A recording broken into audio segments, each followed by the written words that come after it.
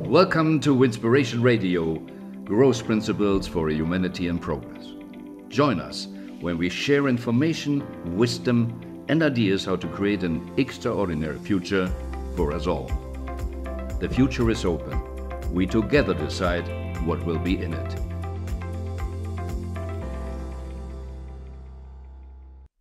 A million book distributed, and she calls it slow living. In this interview, you experience a woman which is so calm and connected and teaches us about quality of life, having clear understanding of your personal stories, and how you unfold what's really in you. Not ego-based, true living. And the concept of saying yes to life, even in moments when you face terror. I think it's an incredible woman. I'm so happy that I could meet her, and you hear it in this talk or interview that I'm at the end also really touched, connected, and could feel with her a oneness.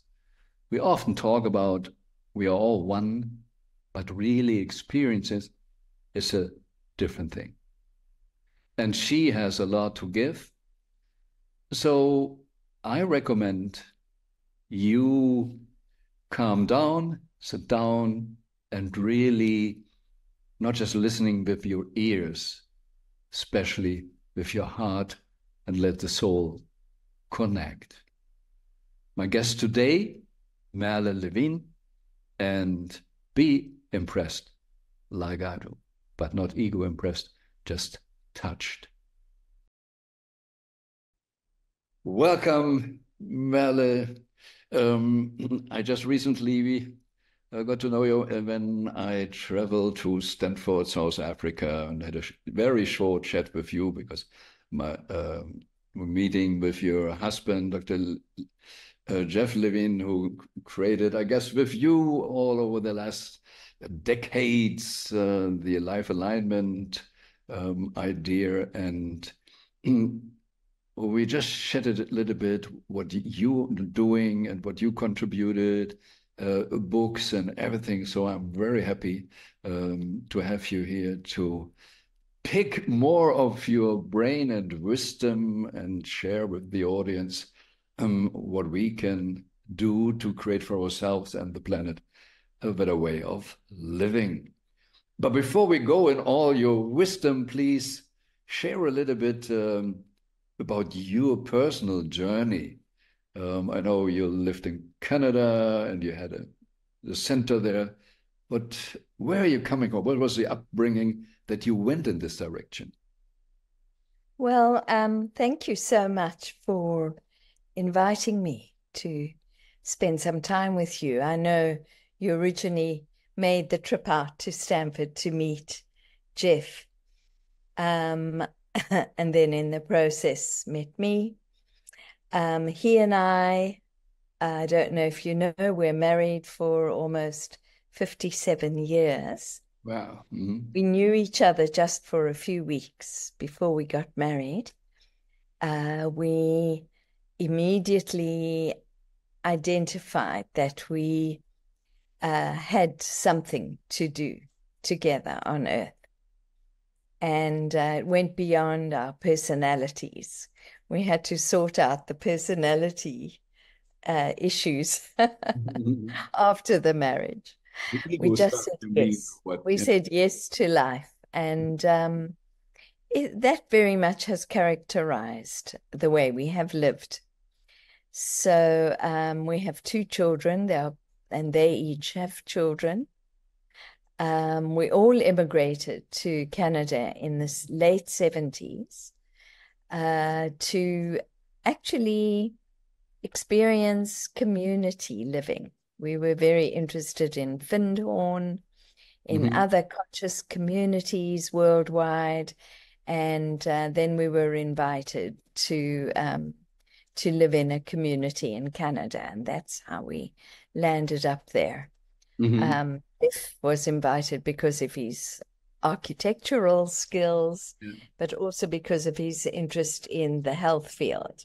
And it was very, very interesting. So we have lived in different communities over the years, both rural communities, but also in the city, where we were part of community houses. We really felt at that stage of our lives with young children that living in community seemed to be the way for the best way to live.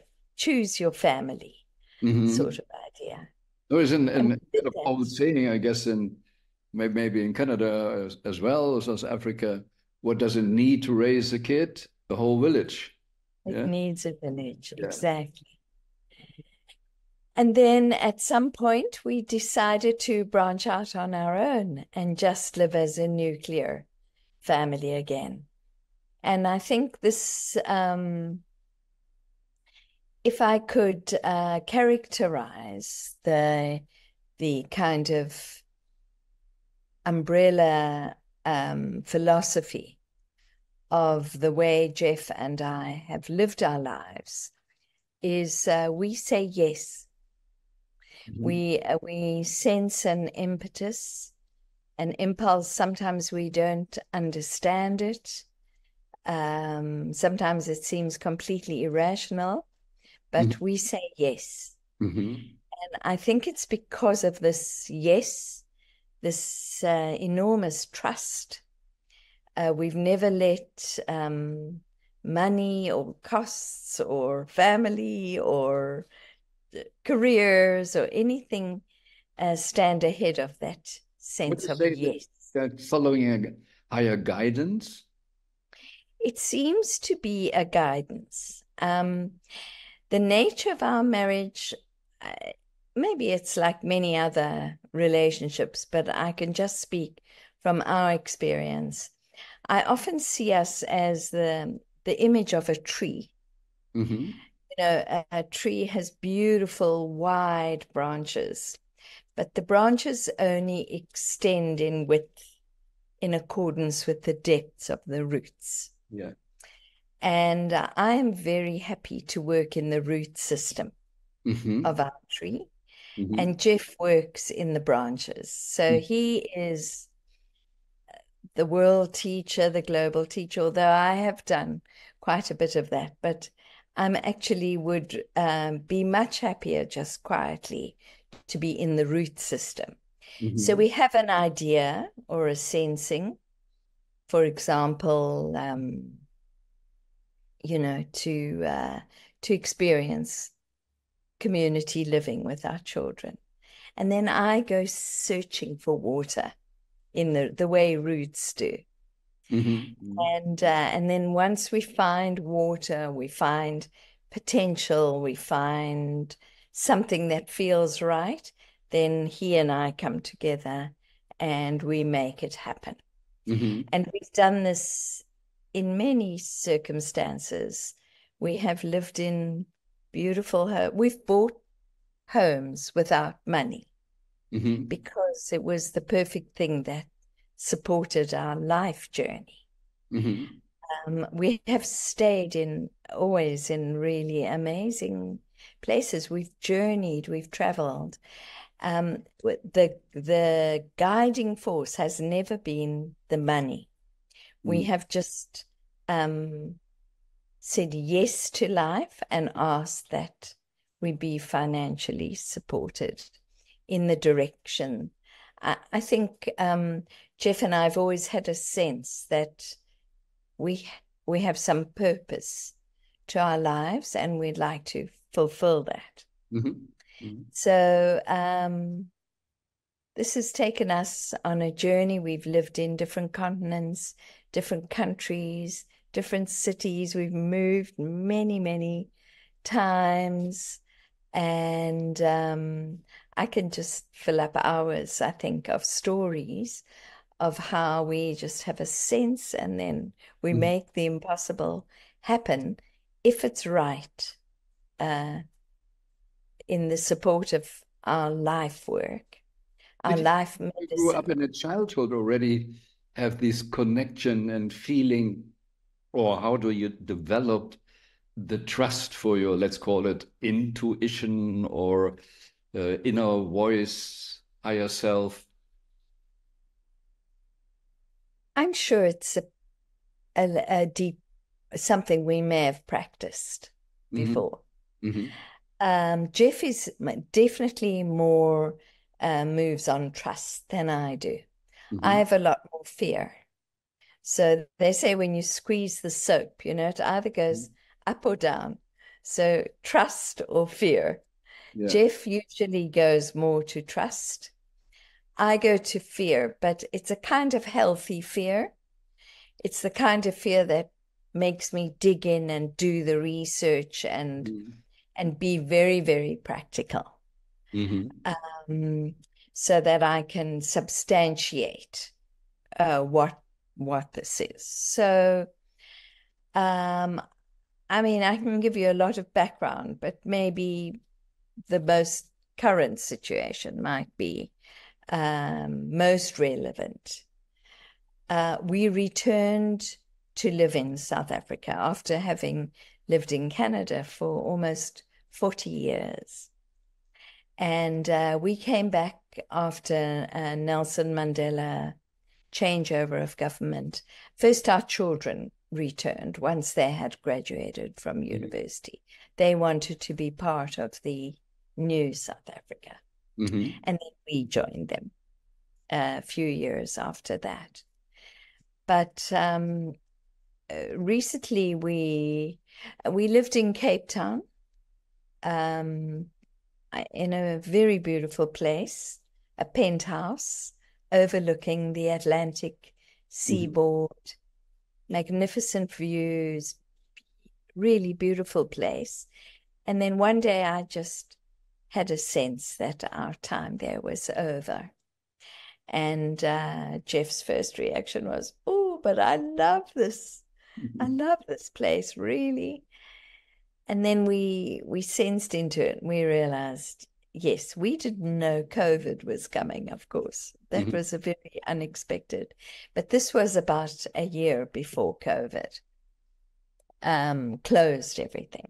And our lives changed so dramatically. So we began to look for a place that called us. And we found a most beautiful property on the lagoon, over at the edge of the water, overlooking the lagoon and Grotto Beach and sunsets, and absolutely beautiful property. And we were very happy to be able to move there.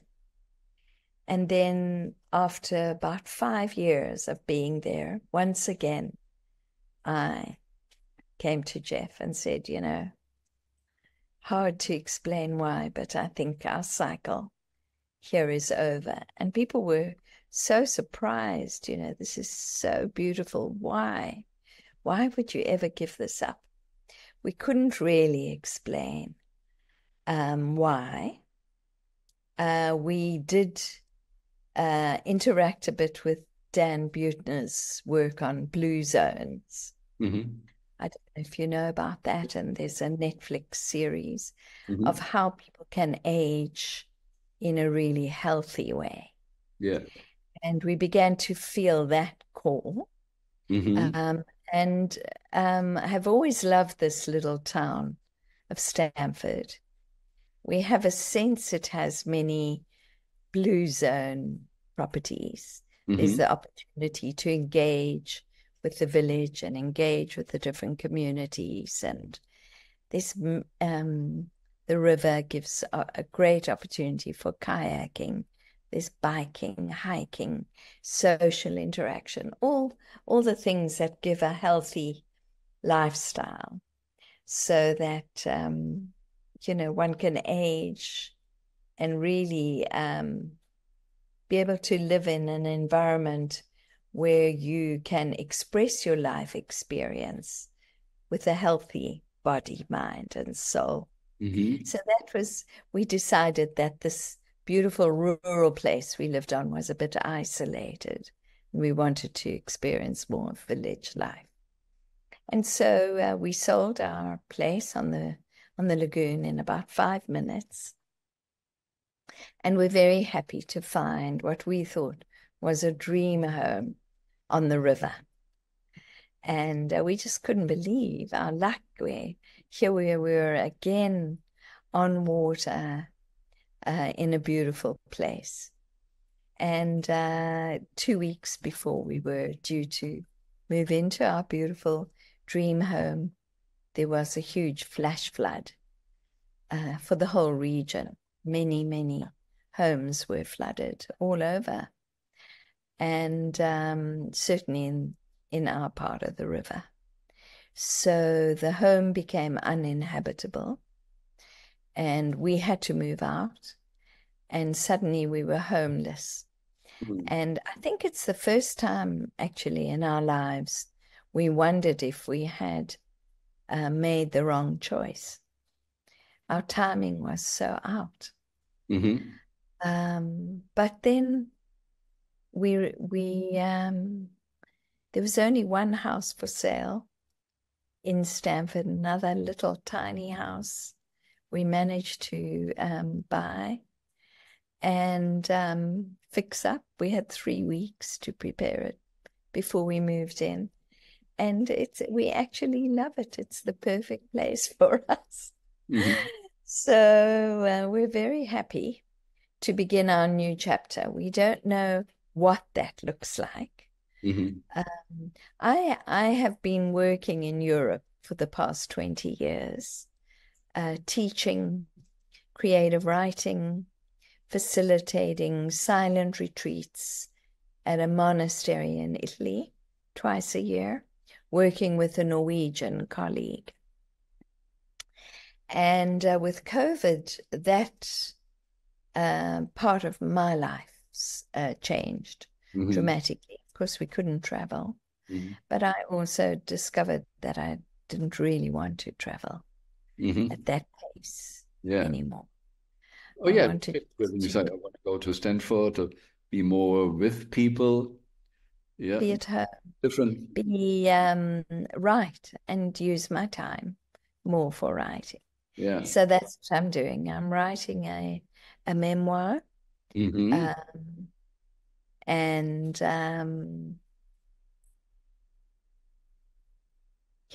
just taking just said going to Stanford and the new house. Now is something coming. I don't know what will come, but I feel. Is this the first time that you see, oh, now I go really in the unknown? Or was it always when you said with the guidance? Always, yeah. Always a step off a bridge into a chasm of not knowing and just trusting. So, for example, we're quite new in this village. We don't know a lot of people. We are coming in quietly, not getting too engaged too quickly, really sensing out. I know we will meet the right people and find the right circumstances, but it's now this phase is quite exciting to me. In the past, it was quite scary to arrive in a new town or a new country and begin to forge a sense of home. Home is very, very important to me. Yeah. And it fits to the roots. Yes, right to the roots. Yeah. So I think that tells you little about very interesting. And I think it's really interesting to say I also can have the experience of fear, but on the other hand, there's enormous amount of trust. So that is really interesting, and how you balance that out. Because in that, I guess, everybody can use, because fear we all used to, but the trust, I guess a lot of people lack this kind of trust. Yeah. And sorry, I just have to ask people not to make a noise here. I have a household of other people here. I think Jeff has more, as I say, naturally he goes to trust. It's a really amazing quality, and to have that in a partnership is very reassuring. Yeah. As you say, it's much easier to go to fear, especially when you have children.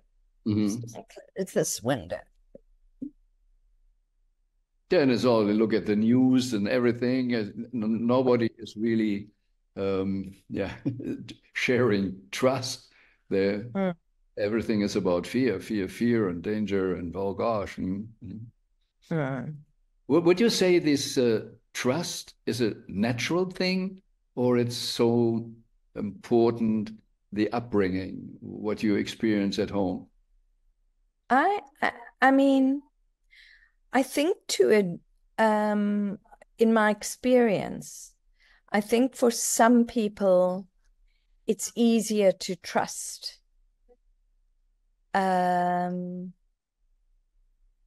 It might be related to early childhood situations. I'm sure it is.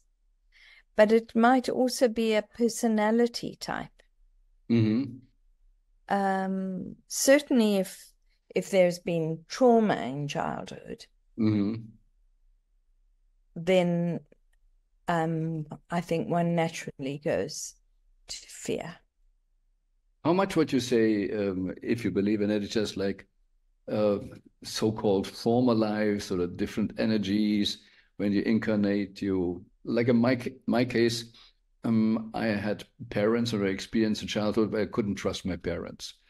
So did this make the difficulty that I had a hard time to trust, or because I have already experienced wherever energies, frequencies, I just went there because this was a familiar feeling?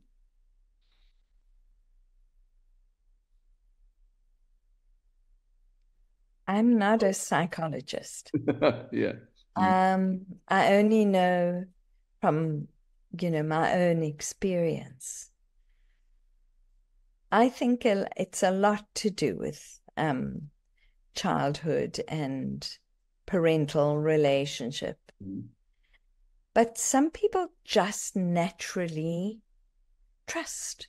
Yeah. Jeff, for example, even when he had COVID, and he was in hospital here, really on the edge of his life, he had 10% functioning of his lungs. And there was no ventilators. It was a very serious situation here in our local hospital. He was just on a high pressure oxygen machine, which saved his life. But he lay there in bliss. He kept saying to me, of course I couldn't visit him, but we spoke when he could actually speak. And he said, "Don't worry about me. I feel so connected to the light and to this incredibly blissful feeling." So, fear does not allow you to go there. Yeah, yeah. There's so much to be afraid of when you can't breathe. Yeah. So it takes a particular spiritual development, I think. Yeah. Maybe spiritual maturity to go beyond the fear into trust. In fact, he had an interesting situation where a specialist was visiting the hospital, one of the South Africa's top COVID specialists. Jeff was not a patient of his, but he saw him struggling And he saw that his oxygen machine was not set to the correct settings. And we could have lost him, actually, because the settings were way too low. Anyway, because he connected with Jeff, he taught him a breathing mechanism. And I think it's a very good lesson for life, this. He said that, I don't know if you know, with COVID, the condition that affected the lungs was called broken glass pneumonia. That feeling was so painful to breathe. Yeah. And he said, do not stop at the pain. Push through the pain and breathe deeply.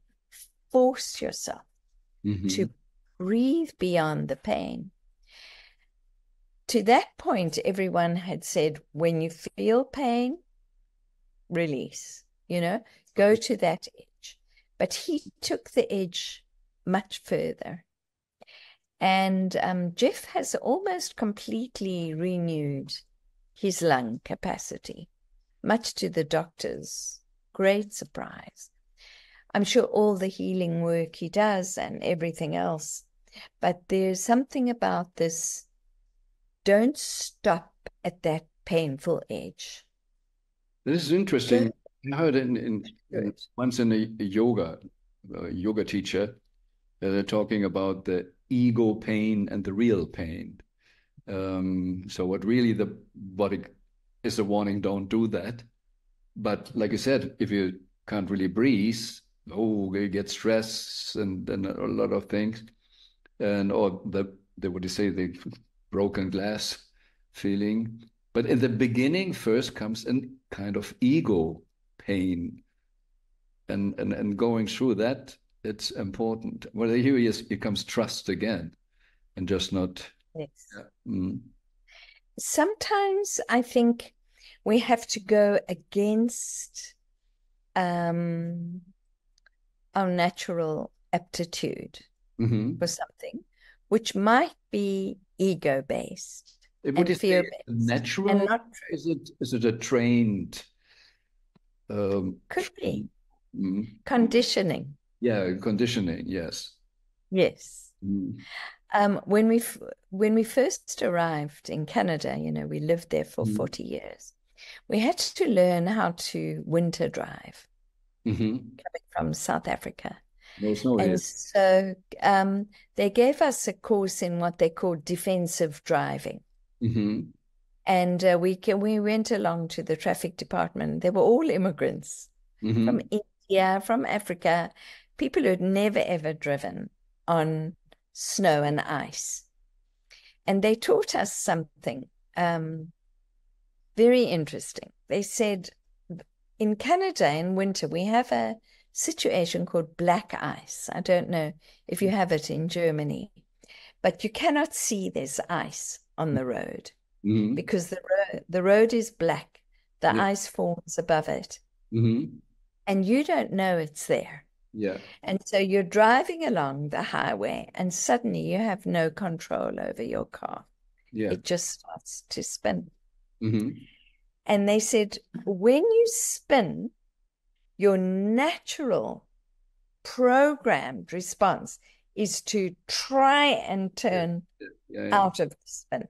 Yeah. And also to hit the brakes, to stop.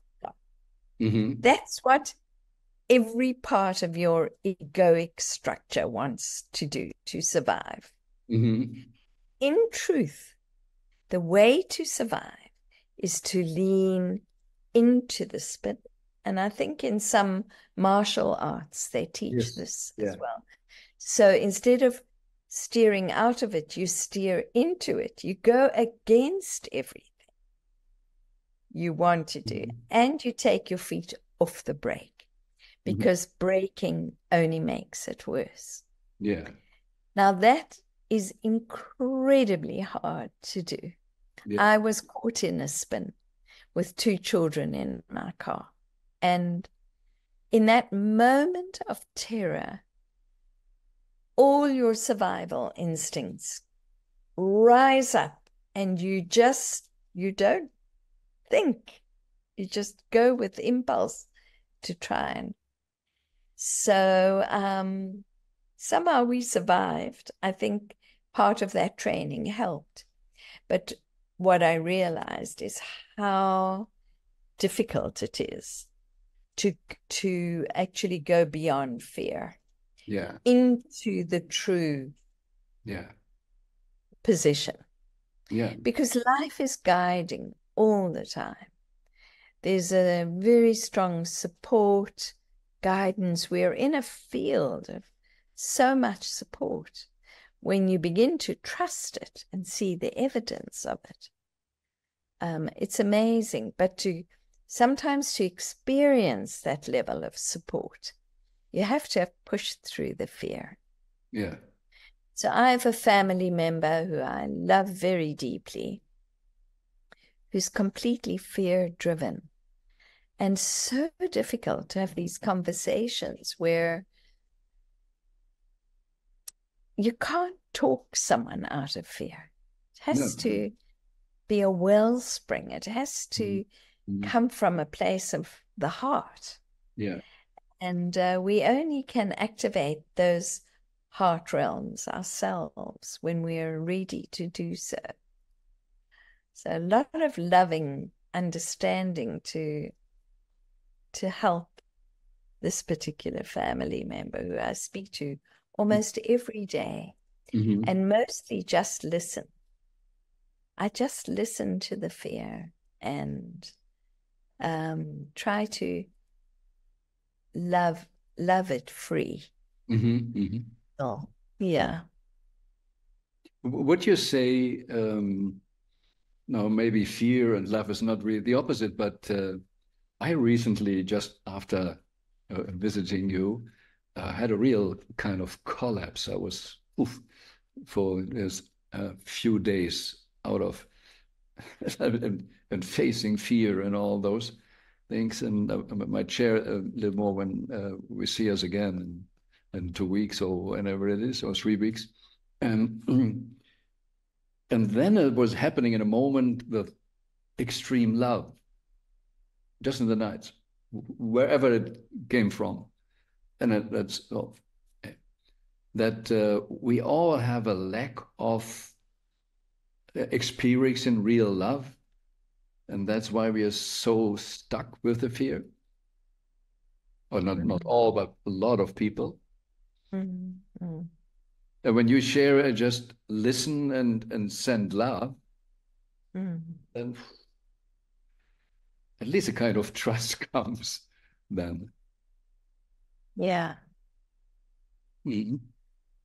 And we never really know what these crisis times are about. Often they're very important time to get to know ourselves. Nietzsche, for example, writes a lot about how when we are sick, when we are facing physical challenges, we meet a side of ourselves that we don't normally confront. So every crisis brings its own gifts. Sometimes it's not immediately apparent, But,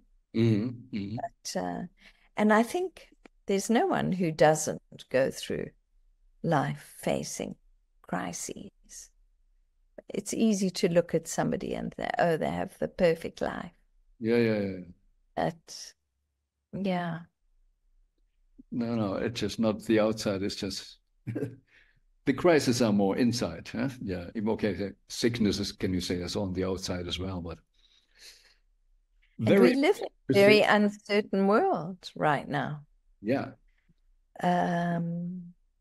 so many things we don't understand that are irrational, that are happening beyond control. At such a fast pace. Things are changing, and I'm a great believer in slow living.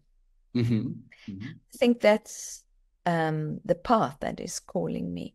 Not slow in the sense of lazy, but slow in the sense of having silence and cooking slow, chopping, chopping, cutting, peeling slowly, really, really enjoying the moment, process present. of the medicine of food and sourdough baking. And I think children today are starved for that kind of, their parents are busy, life is busy, they're taken to all kinds of extramural activities after school, and it's just busy. So there's this whole movement, you may know about it, called slow art. Venice, I worked in Venice for 20 years, twice a year. We would go to the gallery, one gallery in particular, and one painting actually in a church, in Frari Church by Tiziano. And just sit in front of that piece of art for some hours, communing with the world around. Would you call it meditation? This is a kind of I wouldn't call that meditation. Maybe it is in a sense, but from my understanding, a meditation is more communing with self. This is using something external maybe to trigger, because of course you are communing with self as you're using art. So maybe in that sense. But in my understanding, meditation is more about taking away the external stimuli. But we certainly can use the world we live in. Observing small details. The world we live in, you just mentioned, and I would like to come now just a little bit in this context maybe, or is it a different context, to your book. I know the German title, Spurensuche. So is this something, if you write about Bushmen, about the trust? Video, they can see it, I'll tell you the story about this. This is actually a collaborative book. 3 of us wrote this together. How it happened was, when I decided to return to South Africa from having lived in Canada for so many years, I knew I had to build a bridge for myself back to the earth, back to life here. It had taken so much to plant roots in the north, now to come back to the south. And so to help me in the process, I went on a vision quest for 4 days up in the mountains, where I just drank water and had nothing with me other than water, a little bit of tarp for shelter, a pen and paper. And really went up into the Groot-Windhoek Mountains. There were those, I was part of a group, but we were individually on our own vision quest, but someone had an overview in case we were eaten by a live animal or something. There were definitely animals around. But sat and reflected on life. And I've done this before. I spent 3 months in solitude in Canada, in the middle of winter in a cabin by myself for 3 months, also in pure silence. So I know the value of that in my own development. After I came out of that vision quest, the night I came after it was very interesting. I met a lawyer who was heading into the Kalahari Desert to work with the Bushmen. They were lodging a land claim on the Bushman clan, behalf of them. And he needed a bit of help with the database to harvest data from these nomadic people. So we were at dinner, and I wasn't eating very much because I'd been just drinking water in the bush for 4 days. We got talking, and he invited me to come along. So much to my husband's horror, I said, I'm leaving tomorrow. I'm going to the Kalahari. He said, what? Are you mad? In the middle of summer, it's 48 degrees up there, and who are these men you're going with? And so it was almost the first time in our marriage that I didn't ask for permission. I just knew it was the right thing for me. So I said, you have to trust. This is right. So I jumped in the back of the Land Rover and headed up to the Kalahari and met this group of people and started to get some information from them. It was very interesting. And then I got a call one day from a woman from Berlin. She said, hello, my name is Gila Reinder. Are you the Canadian doing work with the Bushmen? I said, well, I'm half a Canadian, not really Canadian, and I'm not doing really any work with them. I'm, helping a little, but most of the time I'm just sitting on the sand observing. No, she said, I think you're the person. I'm flying to South Africa to interview you.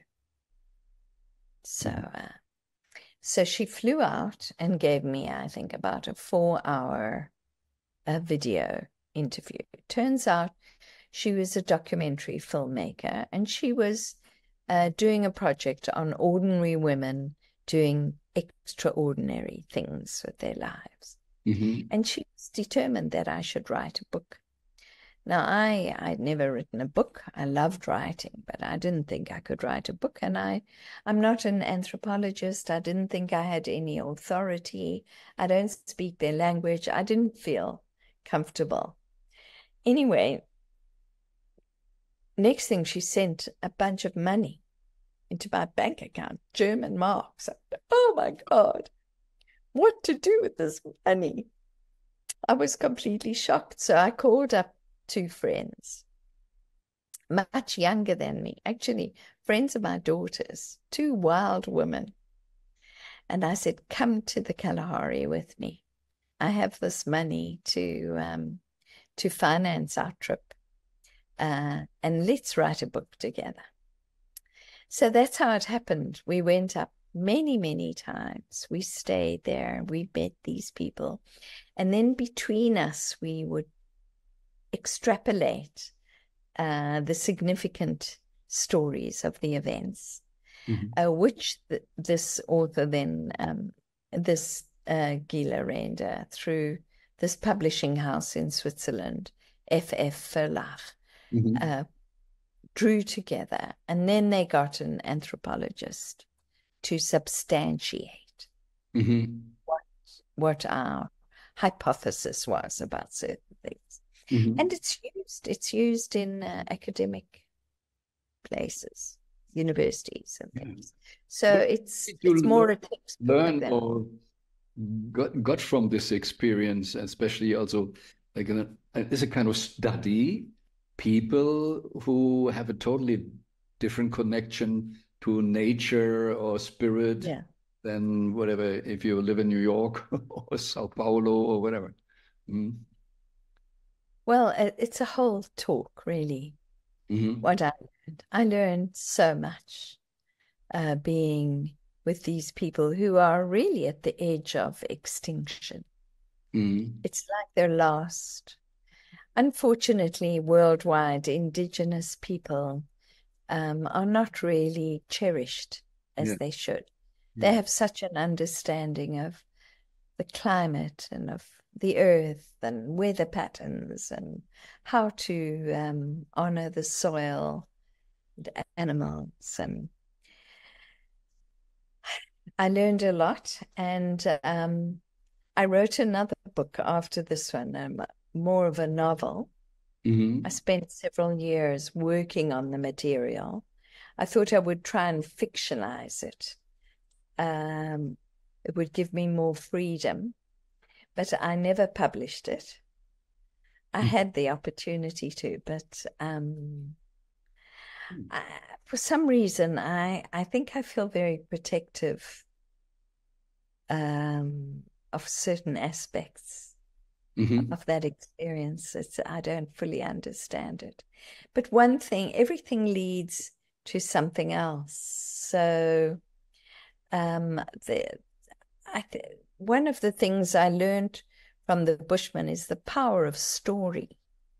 They sit around the fire at night and they tell stories and they laugh and they cry and they sing and they dance. Story, it's the glue that holds their lives together. It's the glue that connects them. And I have so many amazing stories of what happened there. But that is for everybody, even if we don't realize it like that, that we're all living by stories. Yes, story, the power of story. We see how, social media and everybody wants to know what everyone's story is. I'm writing a memoir right now, trying to once again unpack my own story, which is quite a challenge for me because so many. I don't talk about myself very easily, but I realize that so many things that have happened to me are a gift and that needs to be unpacked in this final chapter of my life. So that the gift of this story can continue. When my grandson was born, my first grandchild, biracial child, so he entered our family shortly after the changeover in South Africa, so it wasn't a very common thing to have a biracial child. In fact, it was illegal, highly illegal under the apartheid regime to have biracial interaction and certainly sexual interaction. So he was born, and he really changed my life in a very dramatic way. And I decided when he was about 3 to write a story for each birthday where he was the hero of the story. And then he would do the illustrations. He would draw little pictures. And then we went down to the copy shop and had copies made. And then at his birthday party, we did a little book launch where we signed the books and handed them out to the family. And anyway, I was in one of my silent retreat seminars in Italy, and my Norwegian colleague poked me in the ribs and she said, "Merle, why don't you tell our students about your children's books?" I said, it's just a little personal game with my grandson. It's not really serious writing. But anyway, they wanted to hear about it. This was after they had been in silence for many days, and they were really, we were talking about seeing their time in silence, the story of it, the story of the journey. So I told them a little about the books and how he was the hero of the story and how important that is for a child to feel they are the hero of their own story. Anyway, at the end of that, one of my students came up to me. She said she was head of a department at Ullevål Hospital in Oslo, in the children's department. Would I write a book for children who were being hospitalized? I said, gosh, it was one of those moments of fear because I don't know anything about child trauma. I'm not a psychologist. I'm not a doctor. I said, well, let me think about it. So I spent a year visiting hospitals, speaking to doctors, anesthetists, nurses. I went to the burn children's unit. And then I began to think that it might be wonderful to have a little doll connected to the story that the child could hold when they went into the hospital while the caregiver read the story. And so I found this little project, refugee women in South Africa, a wonderful project, and 8 women work on each little bear. They start with the ears, and then as they get better, and they all work on a panel, and then the panels are sewn together. And I called him Listen Bear because I thought the child would love someone to listen.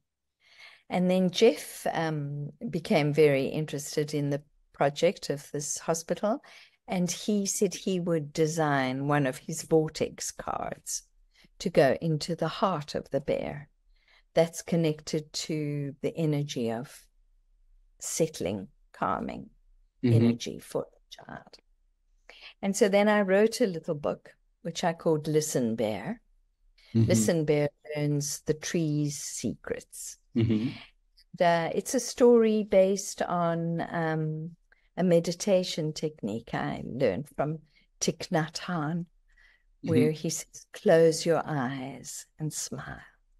And so I teach the little story. It's a story about how the bear goes through his trauma. All stories have, their traumatic conflict, sad side, but how he comes to resolution through this little meditation exercise. And the message that he gets from the trees are that bad things happen, they just do, but you are still you, and no one can take your smile away from you. And then we teach them the little close your eyes and smile meditation. Anyway. Wow, touching, very touching. It was published for the hospital. Then it was picked up by Save the Children International and published for Southeast Asia. And then it has been picked up by World Vision International. So more than 1 million copies have been published in this system of helping children with trauma of this. And then in the refugee camps, women are sewing little dolls with their story code to go with the story. So it's just one way of the power of the story. Yeah. But it's really powerful, and how is it unfolding? It's not really a planned thing. How do I make a bestseller? Everything is just, and suddenly 1 million books out in the world. Incredible. Yeah, and you couldn't imagine it in the beginning, and it was even not just the vision. Yeah. And I don't feel, I just started. When you plant a seed, your role is just to nourish the soil. Yeah. Life brings forth what needs to come. So, yeah. To plant the seed and nourish the soil, and then let God do the rest, or whatever you would say, or whatever. Yeah. Very, very interesting, very, very touching, Merle.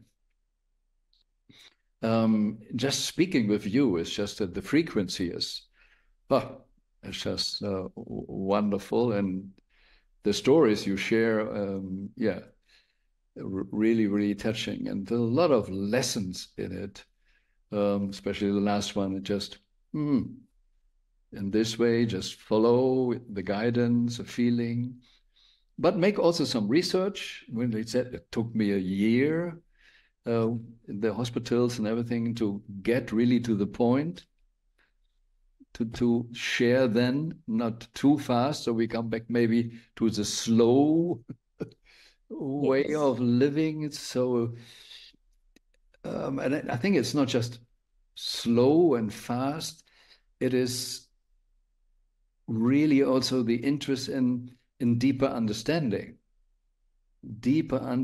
what is really all about, and not just go with the first thought. So just a first idea. Okay, this is the direction, but how do we create more quality in it? Is this truth? Would you say that? Mm-hmm. Mm-hmm. Yeah. I think quality is more important than quantity. Yeah, yeah, that's for sure. Yeah.